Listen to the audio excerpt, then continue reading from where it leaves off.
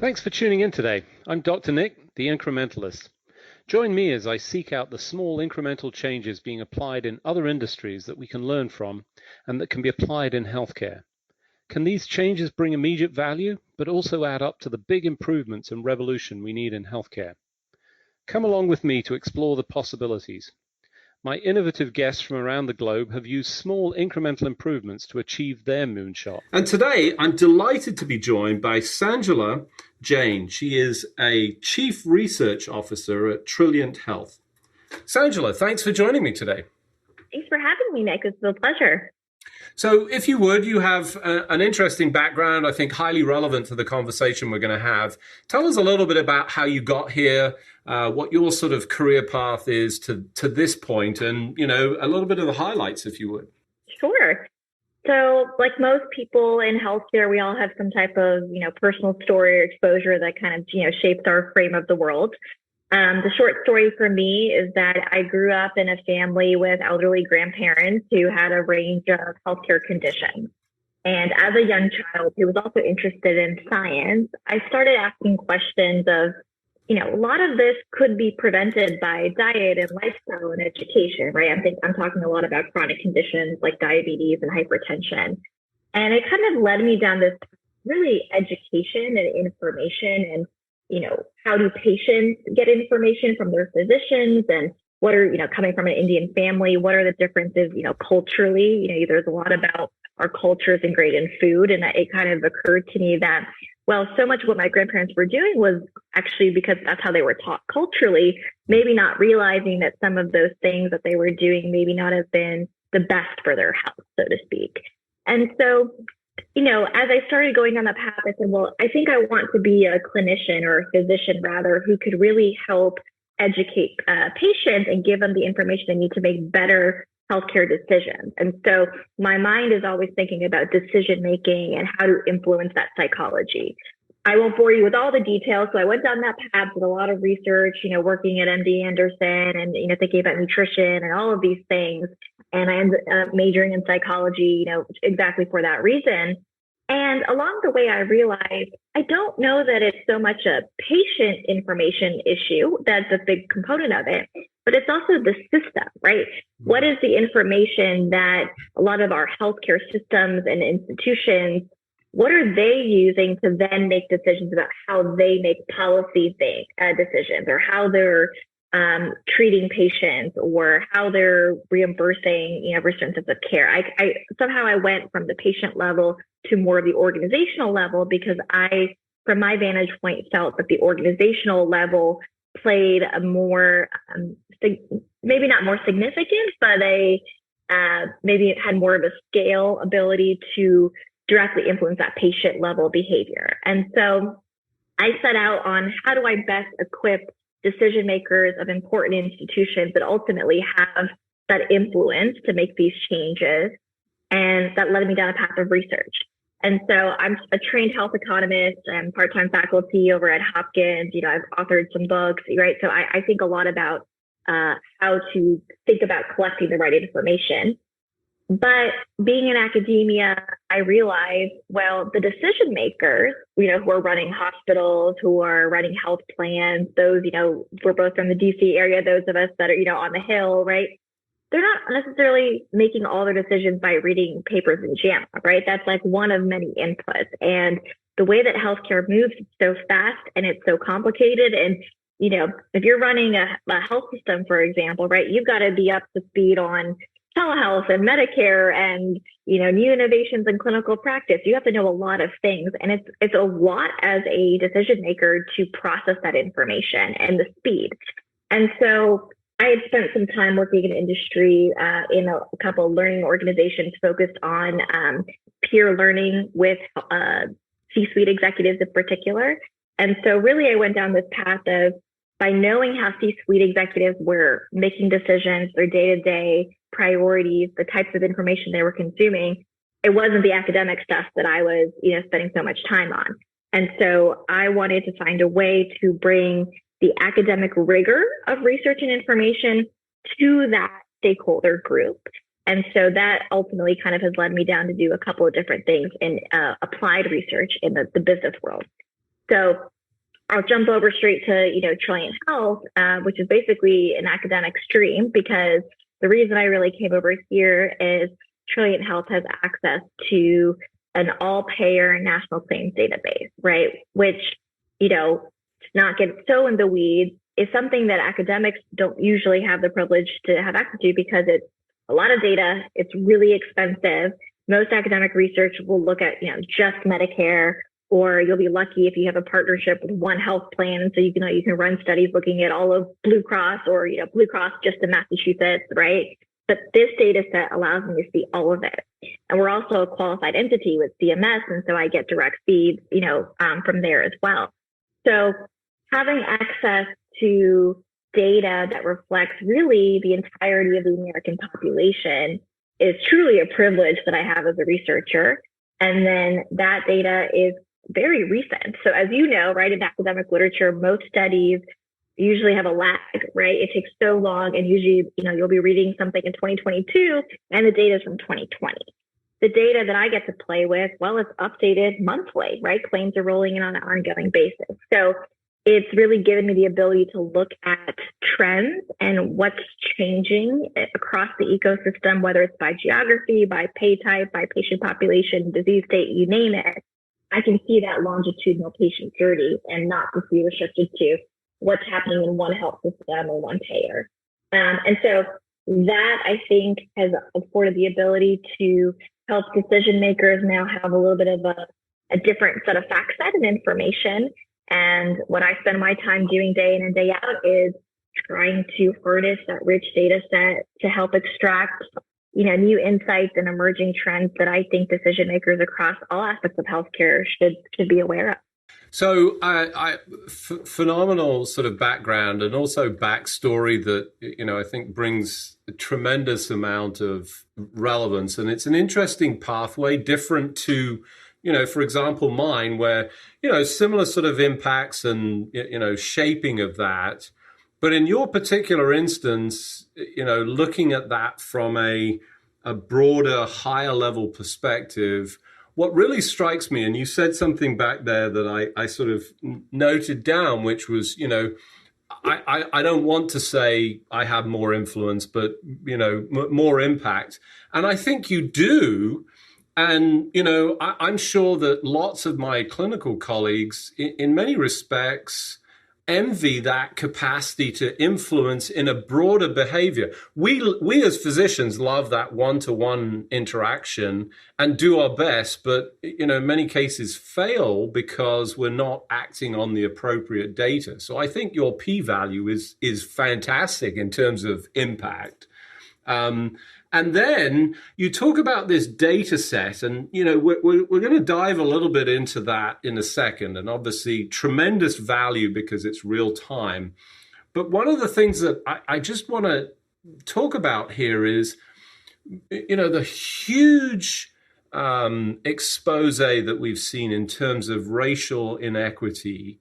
And the question that I have in this is great, it's claims data, but does it actually capture the full extent? Because in many instances, those are the individuals that aren't, I would imagine, not captured. I wonder how you sort of address that, because it must be one of the primary issues that you think about on a day-to-day basis.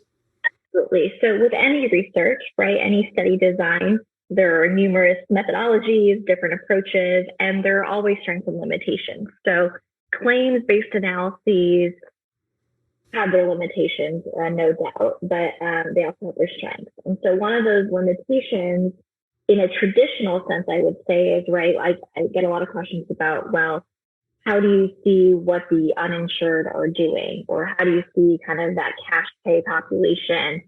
And there's a couple of things, right? So it's about looking at the signals. So when we think about health equity and disparities, well, I do see Medicaid, right? And a lot of the underserved population is reflected in the Medicaid population. So it's not everybody, but it's a very representative group. And we know that so many of the challenges our healthcare system is trying to solve when it comes to those disparities really starts with the Medicaid population, or what I would call maybe even Medicaid lookalikes, right? So a lot of the discussion in the health services, health policy world is well, some of the individuals that need healthcare the most, Medicaid is that safety net program for them. So even if they're not enrolling into the program, right, there are a lot of things that we can learn from what we know about the healthcare behaviors and utilization patterns and psychographics of a typical kind of Medicaid individual. That said, there are other ways we can start looking at, let's call it proxies, if you will, right? Mm-hmm. One of the things, like I said, I'm not an expert in this area, but as a researcher, I think a lot about, when we talk about disparities, we tend to go straight to race and ethnicity, and that is surely an important factor. That said, there are a lot of correlations that are statistically significant that we know that a lot of the disparities come down to socioeconomic conditions, right? Your education status, your income, where you live, and your zip code. And so by and large, where claims can be limited, well, what I can see in the data set is our team stitches together other data sets. So we look at things like from Esri, consumer data sets, which we use machine learning to kind of tokenize that to the healthcare activity. So that affords me the ability now to look at things at the zip code level. And you can make you can glean a lot of insights from what you see by geography and by income and by education that is a pretty good one to, or I can't show it to you from the data perspective, but if you read any of the literature and other experts who look at that from a survey perspective, it's pretty aligned. So long-winded way of saying, there are other ways to get to it. And because the claims data set can be stitched together with other geographic data sets, there are ways to ultimately get to those questions. And I think you see that in some of the utilization patterns. But I think we know enough across the industry of generally which populations are affected and why. And so I think we spent almost too much time in the industry rehashing things that we know, as opposed to really thinking about, okay, let's take individual examples of healthcare behaviors or conditions and figure out what's it going to take to move the needle, right? So the example to that is whether it's telehealth or behavioral health, right? Like, are there differences in what we're seeing in some of those geographies or groups like Medicaid that are different, right? So if you look at telehealth utilization trends, there is a difference by geography, but more importantly, there's a difference by payer group and consumer subset. When we look at behavioral health, we see that, there are utilization trends across all geographies and all patient segments. It just, there's maybe less differential in terms of some notable things that people are doing differently here or there. So depending on what you're studying, you're going to get different different answers. But ultimately, where claims can be limited, if you think beyond a black and white approach and you really think about all the things we know of what are the factors that influence those outcomes and those populations, it's about looking at the right variables as opposed to, variable that we might think we're looking at. So for those of you just joining, I'm Dr. Nick, the Incrementalist. Today I'm talking to Sanjula Jain. She's the Chief Research Officer at Trilliant Health. We were just diving deep into the data sets, the ability to sort of tease out, find proxies, I think extremely important in terms of representation and obviously supplementation with other data sets that, truly fascinating. And, there was something else that you mentioned that I wanted to just get a little bit deeper into, which was, your understanding of the C-suite that you sort of talked about and, what influences them. Because ultimately, one of the things that I say repeatedly online is, I appeal to these people at the leadership because they're the ones most equipped to actually affect real change. And the notion that anybody comes in trying to do harm or do a poor job is just, it doesn't sit with me. I think everybody comes in with the right intent, but they struggle because of the data. What have you learned when it comes to that influence? What are the components that contribute to that group? And how do we help provide them with the appropriate decision-making tools? You've obviously found some pathway to that, right? Absolutely. And we probably have to have a whole other hour just about that. But I agree with you. And, a large part of why I had recently written a book during the pandemic about leadership, about, ground rules for leaders in the new health economy. And I think there are a lot of factors at play, but the starting point to what you alluded to is that leadership is hard. And it's particularly challenging in healthcare because of how complex the industry is, right? And how much knowledge you need to have. And it's a highly regulated industry, right? So that's one piece of it. I think we have a lot of silos in the industry, right? So, you have to be, even if you are a health system executive, right? You have to maybe know about clinical care, like a lot of things that, you would, as a medical training, would have to be aware of, right? How to think about physician management and patients and keeping up with the innovative science and technology.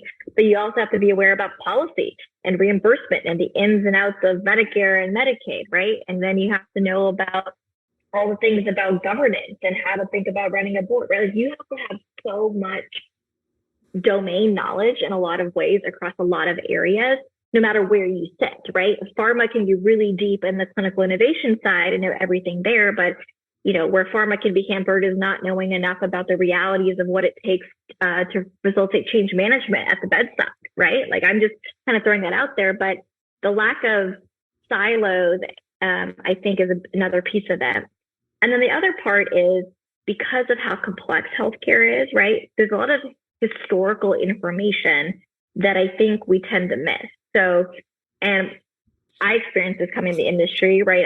I'm still pretty young in my career. And when I teach students in the classroom, right, it's like you have these great bushy-eyed students who are like, I think we should build this innovation, right? Or this technology, and this is going to be great. And it's not that that's a bad idea, but then I'll say, well, that actually may have already been tried 20 years ago. Or have you thought about how are you going to get physicians to adopt it in their clinical practice when they're already doing 30 other things and they have, a bunch of other companies pitching them different point solutions, right? So there's a lot of that context, right? Or in some ways, I would also argue that history almost like repeats itself, right? So today we're talking a lot about value-based payment models and ACOs and all of that. Well, to some extent, we were kind of going through that back in the 90s with the HMOs and some of those models, right? So we're iterating on a lot of the same things that we've been talking about for years. And so if you don't have all of that context, you can spend a lot of time as a leader, whether you're a new leader or even an experienced leader, trying to just catch up on that, right? And you may be spending a lot of time on something that maybe had you known about some other kind of component or what it takes, you fast track some of that. So that's a long-winded way of saying, right? It's hard, right? It's really challenging. It's a lot of information. And you almost have to just survive in your day-to-day operations to run, I'll pick up the hospitals again, right? You have to just keep the hospital lights on and get, the ED working and the operations going, that sometimes it can be hard to take a step back as a busy executive and say, okay, this is my today's state. What are all the things I need to be thinking about and know about how to prepare, for that future state? And so how do you solve it? I mean, I think it's not a silver bullet, and it's a matter of a lot of bringing different stakeholders to the table. I think we have for far too long been way too siloed. And so we have to have more conversations where you have payers sitting next to providers, right? You have to have more information exchange and learning, the shared understanding. Ultimately, I also think the system is working to some extent the way it's designed. And that's a whole other conversation we could have for another day, right? But a lot of the financial incentives and policy structures and, who is lobbying for what, that explains a lot of the challenges that we're all having. And so until we all come to the table and say we either all agree that we need to move to change some of the incentives, right, for the good of healthcare for the American population versus for the good of being profitable and making a lot of money for our respective business, right? There's a lot of things that are happening based off the way the system is designed, and so there's some inherent things that make it difficult for leaders that is probably a several year long coming together moment that we would have to think about. But that aside, I think it's just about equipping leaders with as much information in a way that's consumable and can get them to think and anticipate what might be coming down the pike. And I think one thing that I've focused a lot on is the idea of peer comparison and rate of change. So one thing I have learned in working with a lot of executives is it's far too common to get into this pigeonhole of best practices, right? So we say, oh, health system A had this really cool initiative in, patient engagement, whatever it may be. Then all of a sudden you have 10 other, hospitals saying, great, we're going to go emulate that. There's a lot you can learn from each other, but it's also important to understand, are you comparing apples to apples? Do you have comparable patient populations? Do you have comparable economic conditions, right? Because how you weight and learn from different people also depends on what is relevant to your own unique situation. So I think, I don't know how you want to frame that, but more of nuanced exchange of information and trying to help people make the right comparisons or thinking about the right peer groups. So the best example I have is, you look at the U.S. News World Report, right? Everyone kind of says, oh, well, Mayo and Cleveland Clinic, right? They're the gold standard. You could have some hospitals, across the country. They're like, well, I want to be just like Mayo, right? Well, there are a lot of things that are just inherently going to make that never true, right? Just based off of your markets and your patients and everything about your organizational model. But yet we've spent a lot of time saying we're going to go learn about those things. So I think there's a better sense of data-driven comparisons that can help leaders move forward. And then the second part is rate of change, right? So I think sometimes we have a tendency to extract, things that we read about in headlines or things that we're hearing from our peers to say, okay, well, that's going to be the new shiny object. So let's go focus on a whole new initiative to stand that up. Well, have we actually taken a step back to contextualize across all of these things that are happening? What's actually moving the needle and not, right? Is this just a fad? Is this affecting 10% of our populations or 20% of our populations?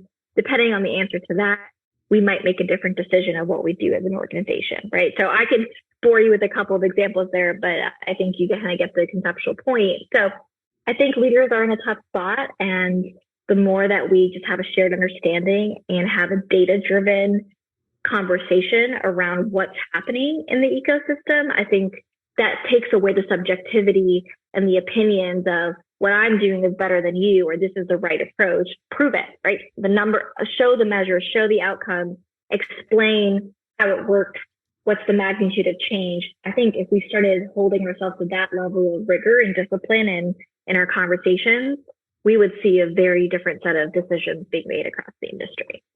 So I'm just going to say that the density of knowledge and insight in your content is just extraordinary.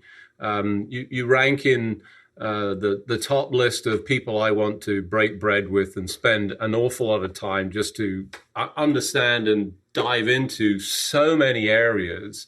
You raise a point that I repeatedly make. The system is not broken. It's working as designed, and we have to fix that. That's not always a popular notion, but it's the reality. And I think, you're sort of attempting to do that. I found it fascinating, talking about these sort of innovations. And I hate to crush that, but, that's one of the things that happens over time. And, I'm brought back to my father-in-law in this case, who always used to say, you can't put an old head on young shoulders, which is, another way of saying it's very hard to gain that experience. And that's not to say those individuals don't, but, and ultimately, as you sort of describe it, those various elements of finding peer companies and what I think, importantly, this data-driven conversation, I think for me is the anchor point in all of this.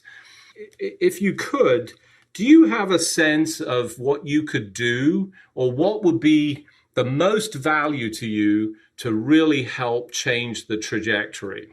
Oh, that's a loaded question. So if I had to condense that, I would say, well, I think we have to almost take a step back and all accept that the way we've been doing things isn't working, right? And I think we almost need to open our eyes to different methodologies and not just take things that are presented to us at face value. And so to me, a lot of the issues stem from, I read a headline, I'll pick on the telehealth example again, right? Well, Americans love telehealth. Okay, well, that's going to be the guiding point. Did we really critically ask the questions about how did we come to that conclusion? Which populations were surveyed? Is that a temporary versus a permanent trend, right? Like we don't really take a step back sometimes as an industry to critically debate and ask those questions and challenge each other. And so I think if we just had that level of candor and discussion maybe going, that might start exposing some of the things we need to work on as phase 2 of that. So unfortunately, as we do each and every week, we have run out of time. That's a terrible tragedy in this particular instance, but that doesn't mean to say that we can't repeat this and go into more detail. It just remains for me to thank you, Sanjula, for joining me on the show. Thanks for joining me. Thanks so much for having me, Nick. Appreciate it. Thanks for joining me today. Do you have any better ideas, or have you found a small incremental change that's brought about a big improvement in your world? Let's continue the conversation on our hashtag, The Incrementalist, or share with me at DrNick1 on Twitter. You can find more information about the show on our program page at healthcarenowradio.com, and tune in next time to hear my discussions with leaders and innovators from around the globe who've revolutionized their space by using small incremental improvements to achieve their moonshot. I'm Dr. Nick, The Incrementalist, and I'm starting a revolution through evolution.